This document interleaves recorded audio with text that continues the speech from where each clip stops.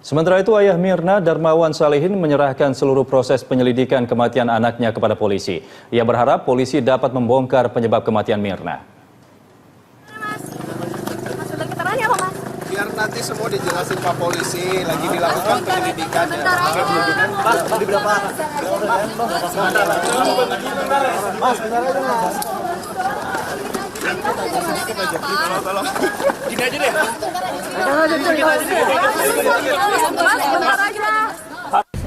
Jadi intinya gini,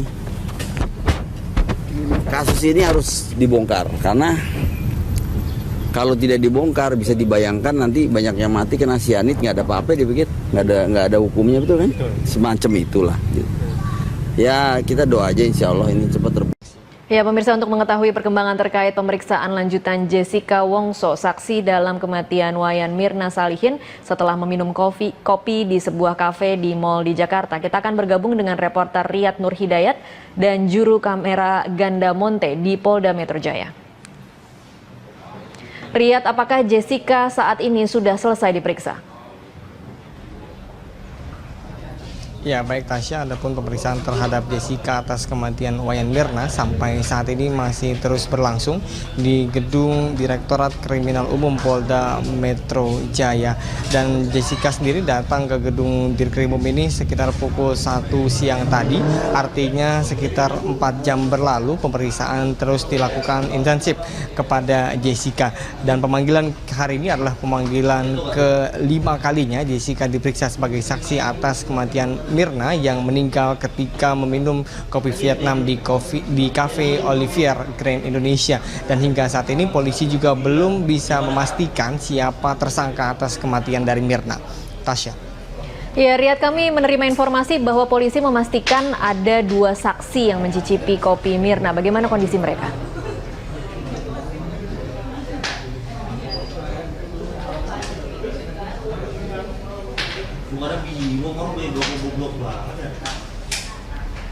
Riyad. Ya, baik, berdasarkan keterangan yang kami terima dari Direktur Kriminal Umum Krisna Murti memastikan bahwa ada 2 orang yang ikut mencicipi di gelas Mirna saat meninggal di Olivier Cafe Grand Indonesia. Namun 2 orang tersebut memastikan bahwa memang rasanya berbeda dari kopi Vietnam pada biasanya. Dan belakangan diketahui bahwa Puslap 4 Mabes Polri memastikan bahwa ada racun cyanida di dalam gelas Mirna yang menyebabkan kematian. Namun Krisna Murti juga menegaskan bahwa kedua orang tersebut sifatnya hanya mencicipi kopi di gelas Mirna dan tidak meminum secara langsung dan masuk ke dalam organ tubuh kedua saksi tersebut. Kedua saksi tersebut adalah Hani yang merupakan teman Mirna dan juga 1 orang lagi yang merupakan pegawai dari Cafe Olivier Cafe. Dan Krisna memastikan bahwa keterangan dari kedua saksi tersebut sangat signifikan dan berguna bagi pengembangan penyidikan. Tasya. Baik, Riyad, kami tunggu laporan Anda selanjutnya dari pemeriksaan saksi Jessica Wongso. Pemirsa, tadi itu laporan dari Riyad Nur Hidayat dan juru kamera Ganda Monte langsung dari Polda Metro Jaya. Pemirsa, Presiden menggelar rapat terbatas bersama Komisi Perlindungan Anak, Komisi Penyiaran, dan sejumlah menteri. Rapat ini membahas kekerasan anak terkait bullying. Sudah ada rekan kami, Yulian Nawen, yang akan melaporkan langsung dari Istana Negara. Yul, apa tindakan pemerintah terkait bullying anak? Ya, Tasya, baru saja usai dari ratas yang membahas terkait mengenai kekerasan anak, di mana dari ratas yang tadi dipimpin oleh Presiden bersama dengan KPAI, KPI, dan juga beberapa menteri terkait seperti Mendikbud, Menteri PMK, dan di mana dalam ratas ini disepakati, Tasya, bahwa mulai sekarang masyarakat tidak boleh menggunakan kata bullying lagi, namun menggunakan kata perundungan, yakni yang memiliki kata makna kekerasan secara terus-menerus. Dan tadi pada pembukaan ratas, Presiden menyatakan bahwa komitmennya dalam mengatasi kekerasan yang terjadi pada anak-anak, baik dari kekerasan seksual, psikis, fisik, ini perlu kerjasama antara pemerintah, masyarakat, orang tua dan juga anak-anak dalam memantau, mencegah, mengawasi kasus kekerasan yang terjadi pada anak. Dan tentunya Tasya, menurut data dari KPAI dari tahun 2011 sampai 2014 tercatat ada 369 kekerasan yang terjadi pada anak. Namun pemerintah tadi menyatakan bahwa ini yang baru terlaporkan. Jika dijumlahkan pada kasus yang tidak terlaporkan, mungkin jumlahnya akan lebih banyak. Untuk itu pemerintah secara serius akan mengatasi kasus kekerasan pada anak ini, dan di mana pemerintah meminta peran dari semua pihak. Dan berikut keterangan dari Presiden Joko Widodo dalam ratas yang membahas terkait kekerasan pada anak.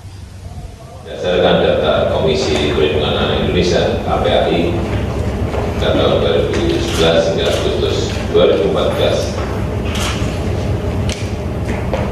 tercatat 369 pengaduan terkait masalah bullying. Namun misalnya ini jumlah kasus tindakan kekerasan dan penindakan terhadap anak yang tidak terlaporkan ini masih sangat besar. Untuk itu diperlukan perhatian semua pihak untuk mencegah, untuk menangani kasus-kasus bullying, dan kuncinya terletak pada edukasi masyarakat, pada keluarga, dan pada anak-anak untuk ikut menjadi bagian dari pencegahan, bagian dari pemantauan, dan bagian dari pengawasan. Saya minta kepada Menteri Pendidikan dan Kebudayaan untuk gencar mengkampanyekan bullying di sekolah, anti-bullying di sekolah, menguatkan pendidikan karakter, budi pekerti, serta mengajarkan sikap asertif pada anak. Saya juga minta pada Komisi Penyiaran Indonesia untuk mempertegas aturan televisi nasional sehingga dapat memberikan filter penyaring tayangan-tayangan televisi yang tidak ramah. Ya Tasya, tentunya pembahasan terkait mengenai kekerasan pada anak ini juga menjadi satu perhatian pemerintah dan juga mengeluarkan suatu komitmen yang tentunya memerlukan adanya payung hukum atas tindakan kekerasan yang terjadi pada anak. Tasya. Iya, konkretnya payung hukum seperti apa yang akan dikeluarkan oleh pemerintah terkait dengan kasus-kasus kekerasan terhadap anak, Yuil? Ya Tasya, tentunya ini menjadi kabar baik bagi korban kekerasan, tentunya khususnya pada anak-anak yang mengalami kekerasan pada saat mereka di sekolah, kemudian atau juga mereka pada saat di rumah. Namun tadi pada usai ratas yang disampaikan oleh Mendikbud Anies Baswedan dan juga ada Menteri PMK Puan Maharani yang menyampaikan hasil rapat terbatas yang membahas terkait kekerasan pada anak ini, bahwa pemerintah nantinya akan mengeluarkan Perpu dan juga Perpres. Adapun dari Perpu ini nanti dan juga Perpres ini akan mencakup terkait mengenai tindakan pencegahan, penanggulangan, kemudian juga pengawasan yang dilakukan oleh pemerintah, yang juga tentunya memerlukan koordinasi dengan pihak sekolah, orang tua, dan juga siswa.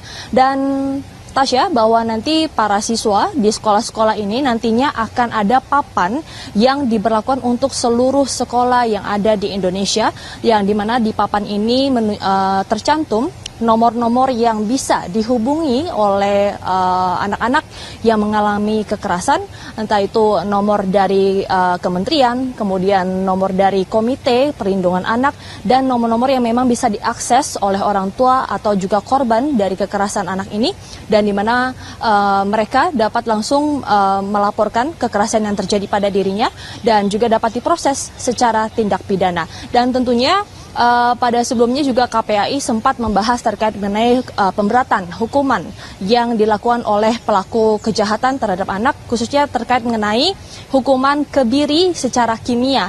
Dan ini juga nantinya akan dipatenkan pemerintah dalam Perpu, yang dimana diharapkan bahwa dengan adanya payung hukum yang secara konkret dan tegas ini bisa melindungi anak-anak dari tindakan kekerasan. Tasya.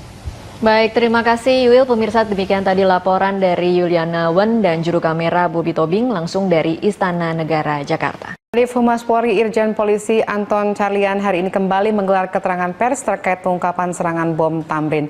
Anton juga menjelaskan adanya ancaman teror di Bali yang mengaitkan ancaman tersebut dengan kelompok serangan bom Tamrin. Berikut keterangan Kadif Humas Polri Irjen Polisi Anton Carlyan. Di Bali ada ancaman di Kecamatan Buleleng berupa tulisan yang disampaikan atau surat yang disampaikan oleh orang yang tidak dikenal yang memakai motor, yang isinya intinya adalah bahwa kami dari jaringan yang beraksi di Jalan Tamrin sudah sampai di Bali dan akan mengadakan aksi